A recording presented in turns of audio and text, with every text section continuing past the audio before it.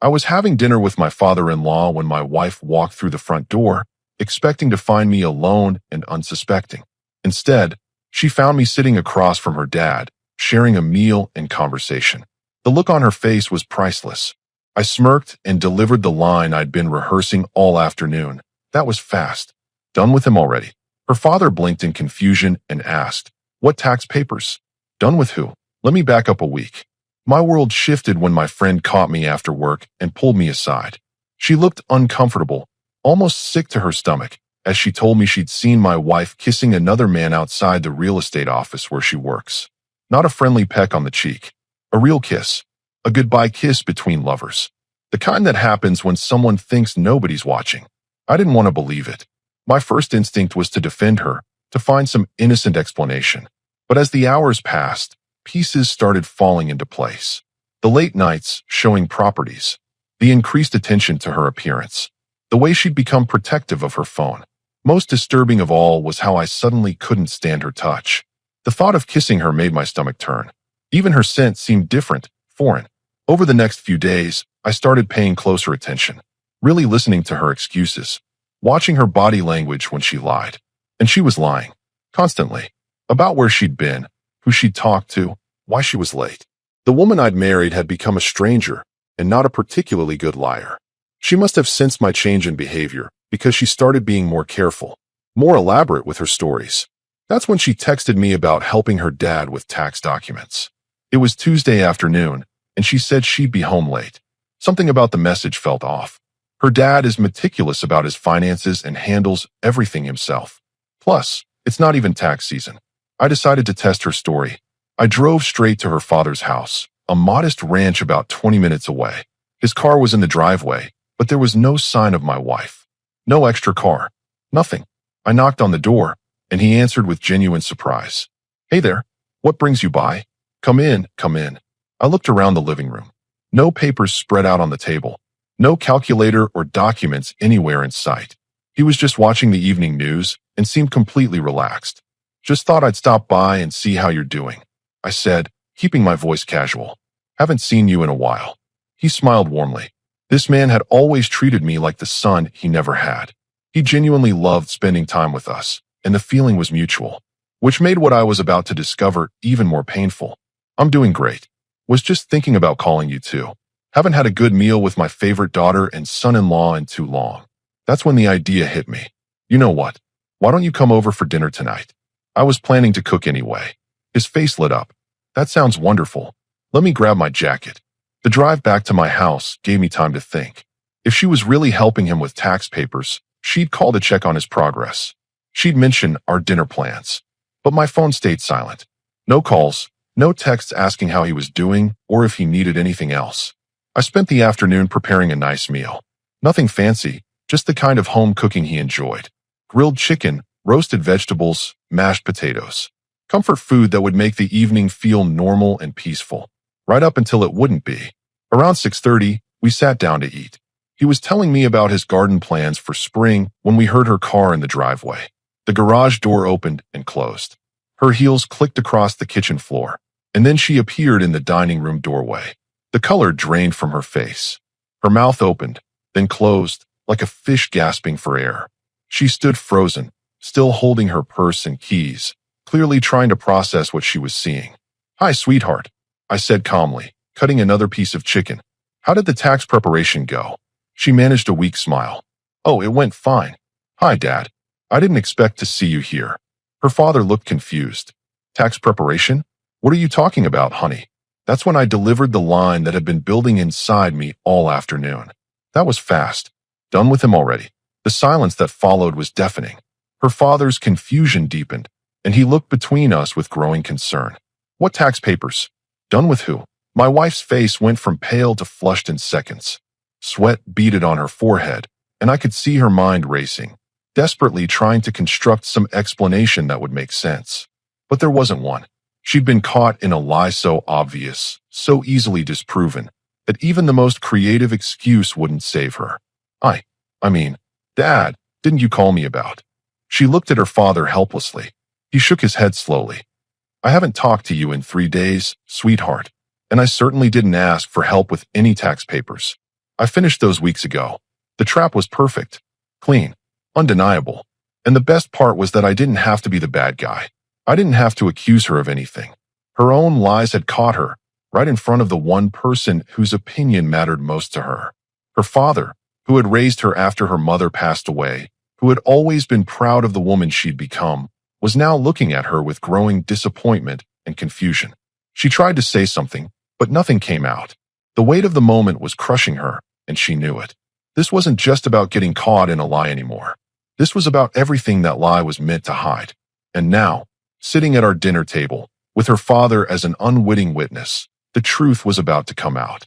My wife stood there sweating, her voice cracking as she scrambled for an explanation that wouldn't come. The silence stretched uncomfortably while her father waited for an answer that made sense.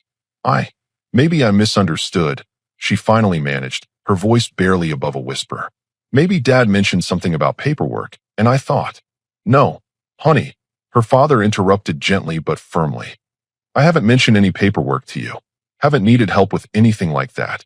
She tried a different approach, forcing a laugh that sounded hollow and desperate. Oh, you know me. Always getting my wires crossed. I must have stopped by your house earlier, and you weren't home, so I just went shopping instead. I set down my fork and looked at her directly. That's interesting.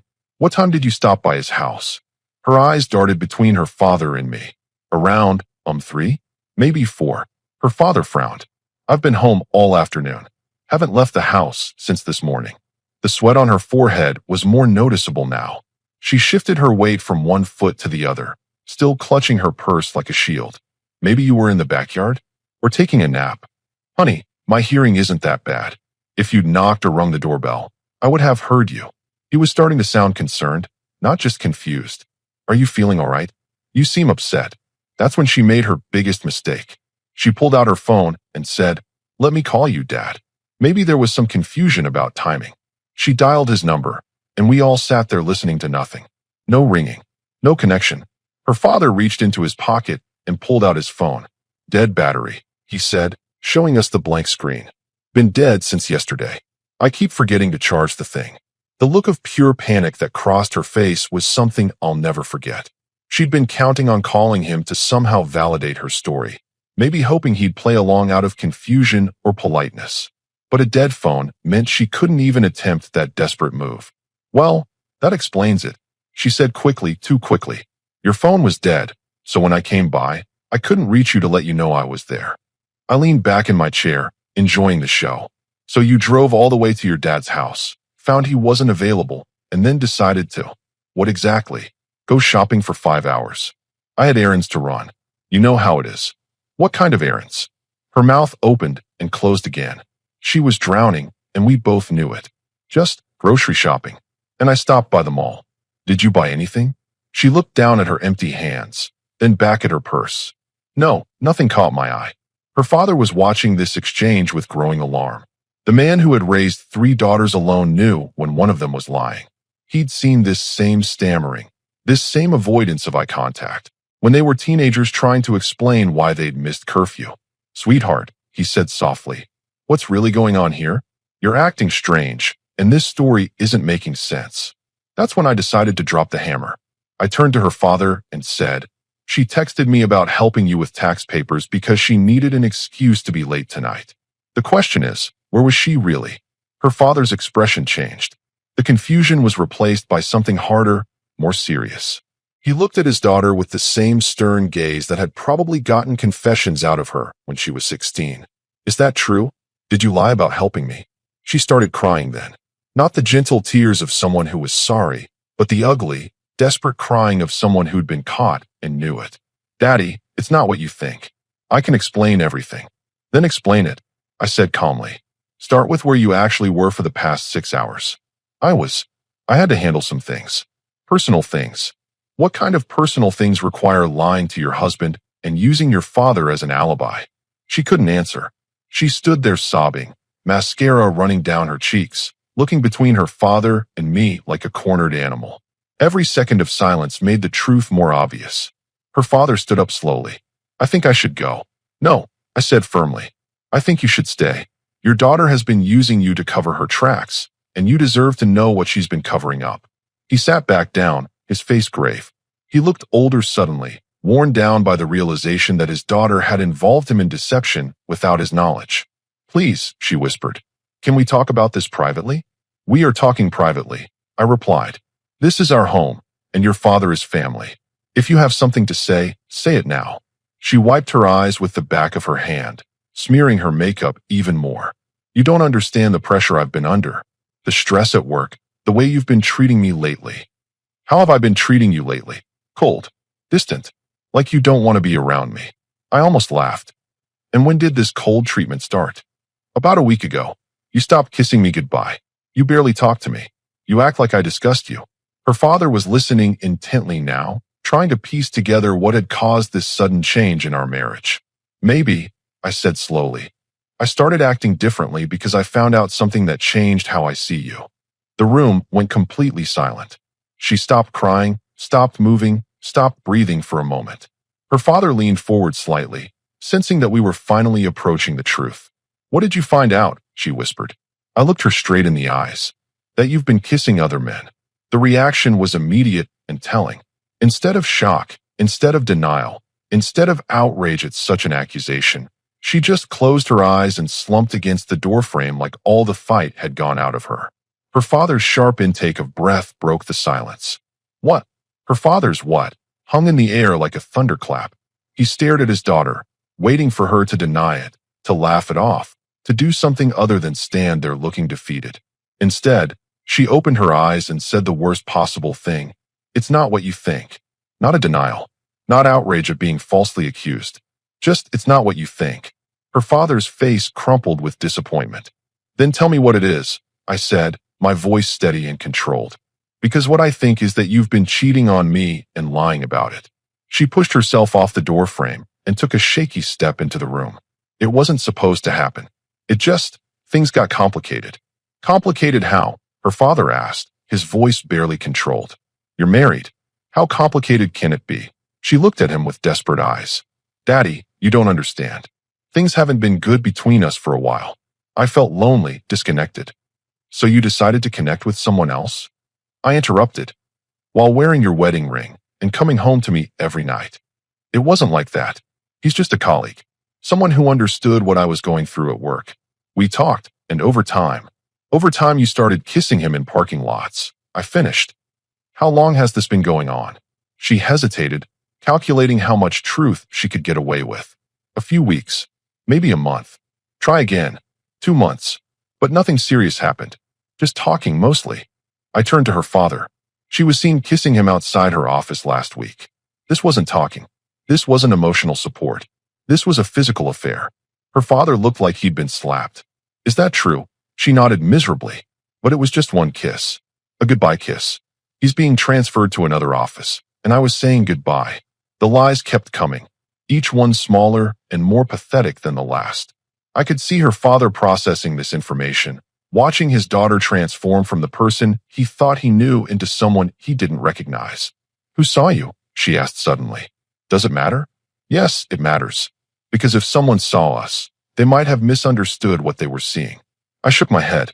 There's no misunderstanding a kiss between two adults in a parking lot. There's no innocent explanation for why a married woman would be in another man's arms. Her father stood up abruptly, his chair scraping against the floor. I can't believe what I'm hearing. Your mother raised you better than this. That hit her hard. Bringing up her mother always did. Don't bring mom into this. She's already in this, he said, his voice rising. Every choice you make reflects on how she raised you, how I raised you. And this is not who we raised you to be. I made a mistake, okay? People make mistakes. Mistakes. I laughed bitterly. A mistake is forgetting to pick up milk on the way home. This was a choice. Multiple choices. You chose to get close to this man. You chose to cross boundaries. You chose to kiss him. And you chose to lie to me about where you were tonight so you could see him again. Her face went white. I wasn't seeing him tonight. Then where were you? I told you. I was running errands. Stop lying, her father exploded. Just stop lying. You've lied enough for one night. The outburst shocked all of us. Her father was the gentlest man I knew, slow to anger and quick to forgive. But his patience had reached its limit. Daddy, please. No, I'm done with please. I'm done with excuses. You're a grown woman, married to a good man who loves you, and you threw it away for what? Some excitement? Some attention? You don't understand how hard it's been. Hard. I stood up now, my own anger finally breaking through.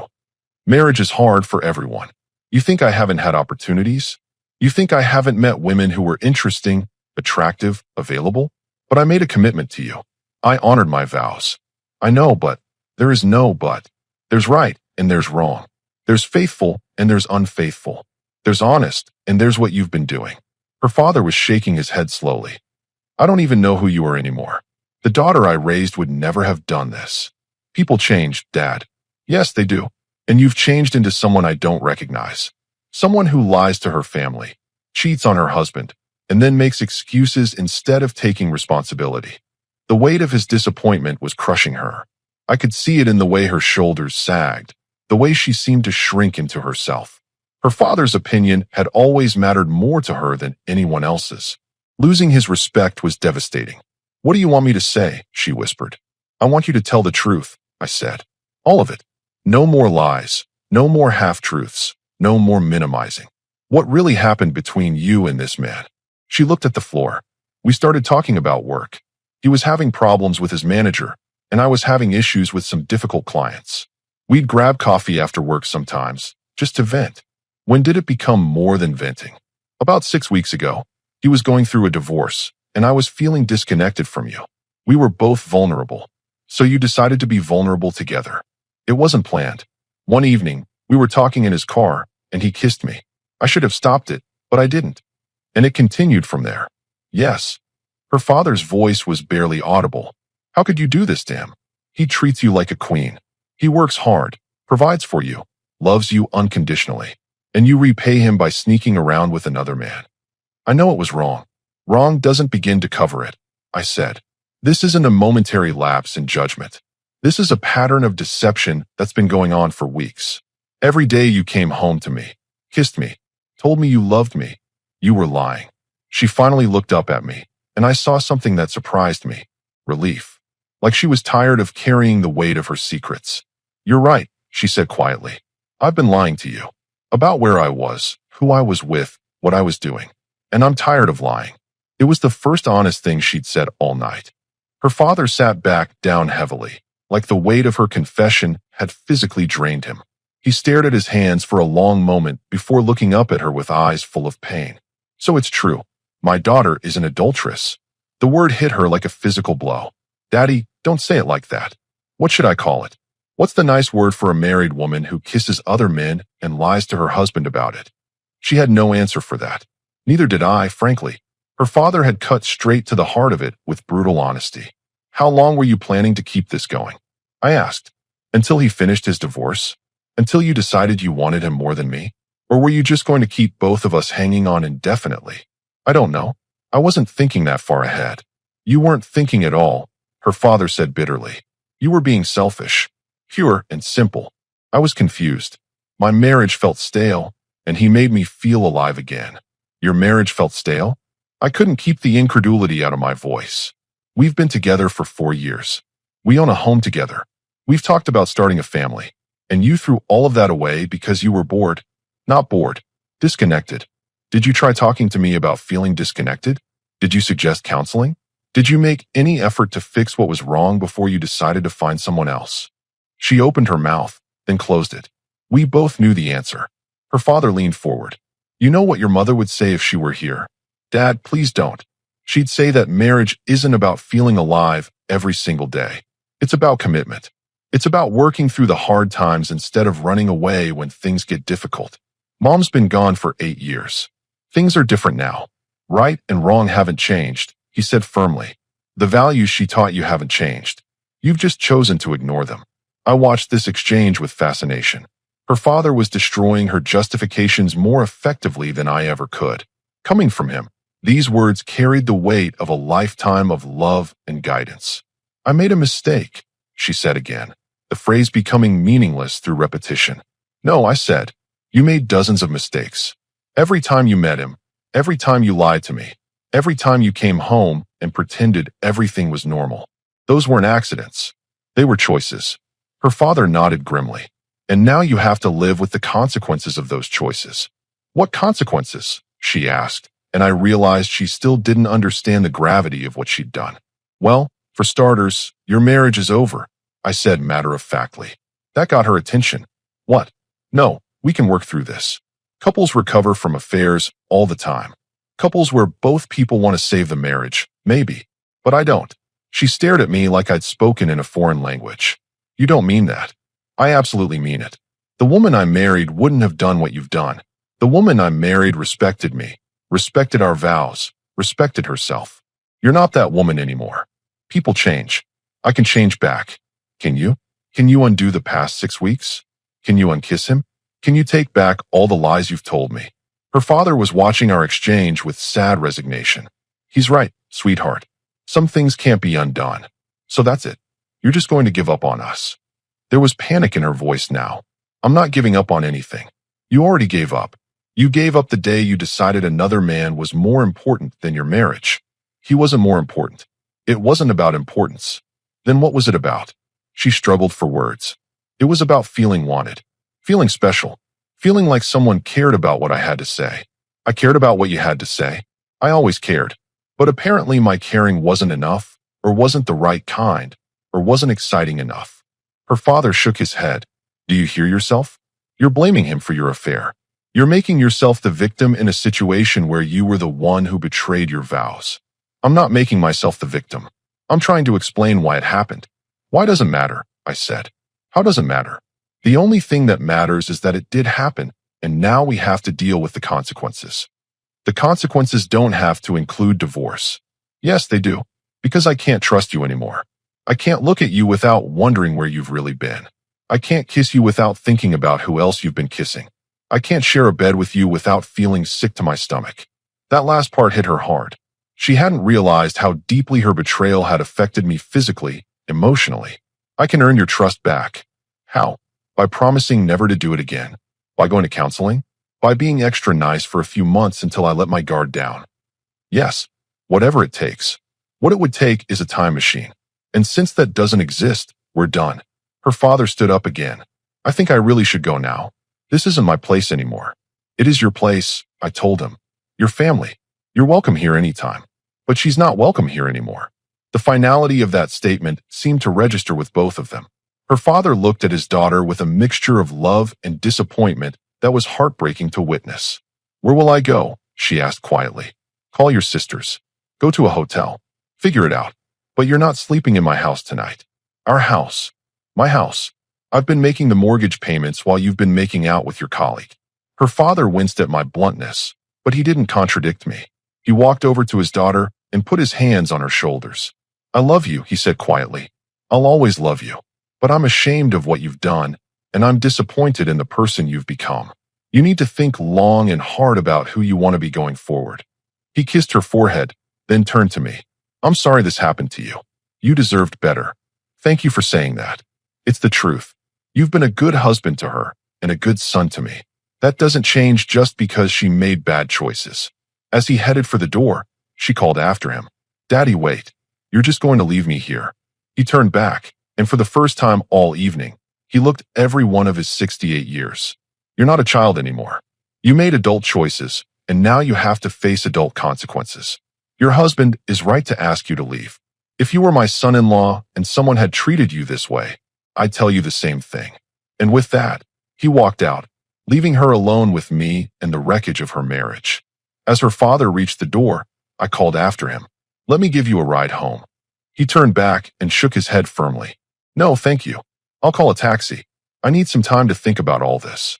He pulled out his phone, realized it was still dead, and sighed. Actually, I'll just walk to the corner and call from the gas station. I need the fresh air anyway. After he left, the house fell into complete silence. She stood there staring at the front door like she expected him to come back and rescue her from this situation. But he wasn't coming back, and there was no rescue coming. You can't seriously expect me to leave tonight, she said finally, turning back to face me. I absolutely expect you to leave tonight. In fact, I insist on it. This is my home too. This stopped being your home the moment you decided to build a relationship with another man. You want to be with him? Go be with him. I don't want to be with him. I want to be with you. Too bad. That option is off the table. She moved closer, and I instinctively stepped back. The thought of her touching me made my skin crawl. Don't do this. Please. We can get through this together. We're not getting through anything together. There is no we anymore. There's you, and there's me, and there's a divorce lawyer who's going to help us divide up what's left of this mess. You're being cruel. I'm being honest. Something you should try sometime. She sat down in one of the dining room chairs, the same chair her father had been sitting in when he learned what kind of person his daughter really was. I'll end it with him. Completely. I'll never see him again. Good for you. That doesn't change anything between us.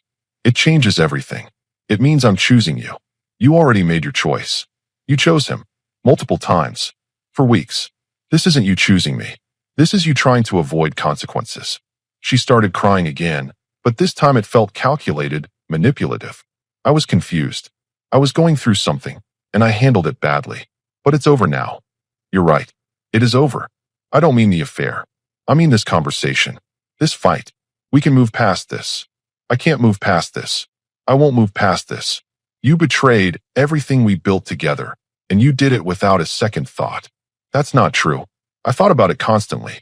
I felt terrible about what I was doing. But you kept doing it anyway.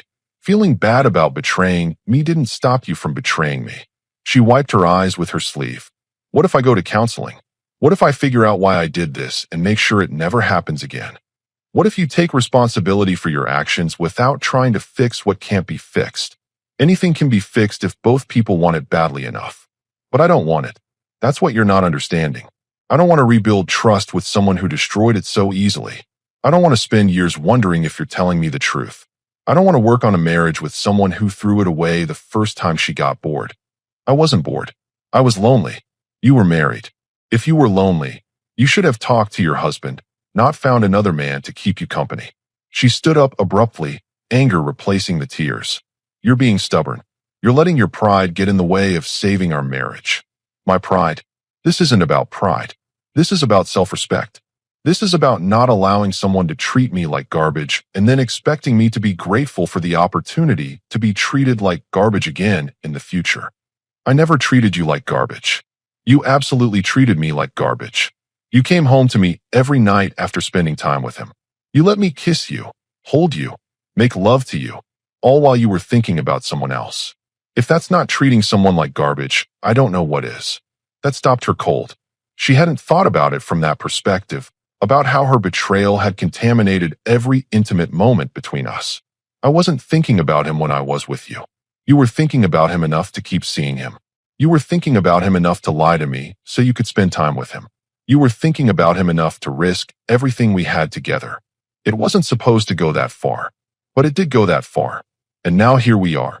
She tried a different approach, moving closer again. What about all the good times we've had?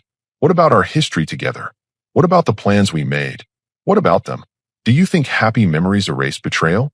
Do you think 4 years of marriage gives you the right to cheat and lie with impunity? No, but it should count for something. It does count for something. It makes what you did even worse. If we'd been strangers, if we'd been dating for a few weeks, maybe this would be understandable. But we're married. We made vows. We built a life together. And you threw it all away for what?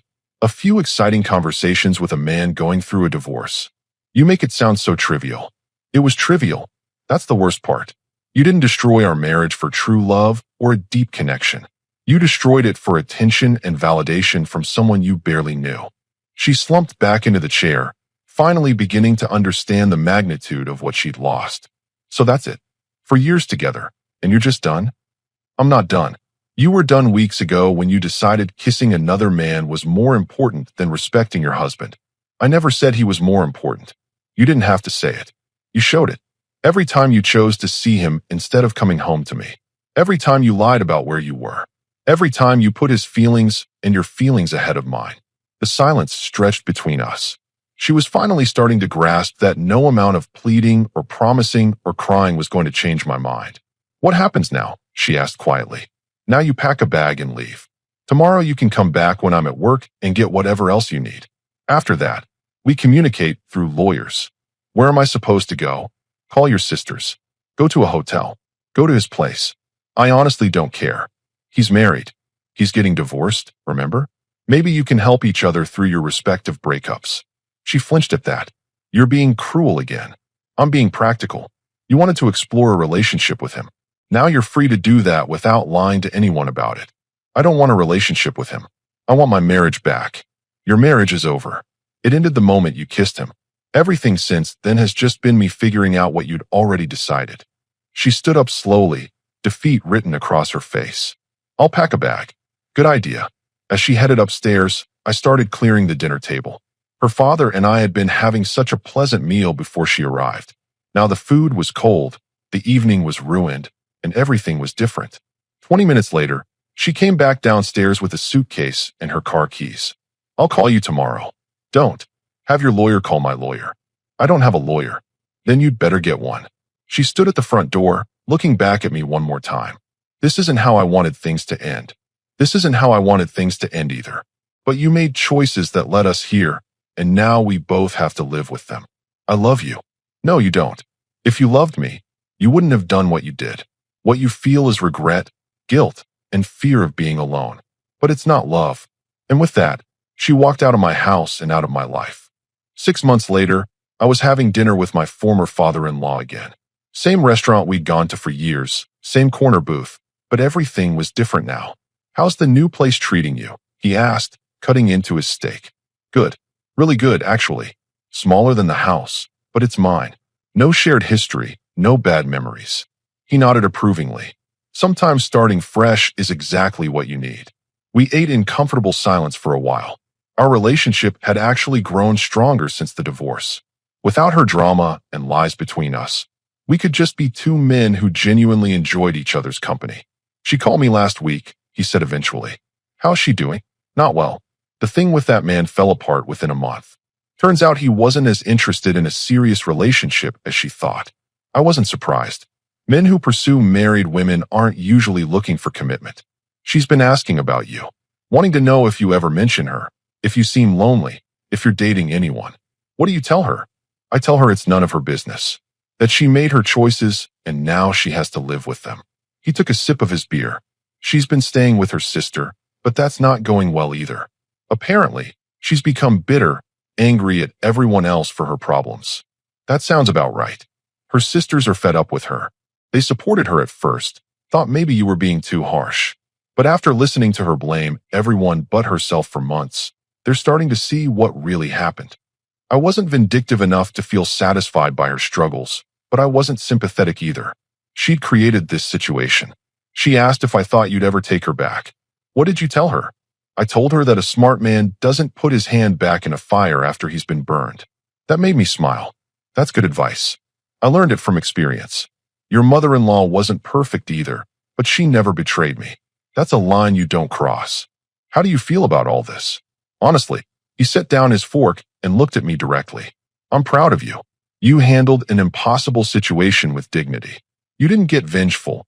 You didn't drag her through the mud publicly. You just protected yourself and moved on. I'm proud of you too. Supporting me couldn't have been easy.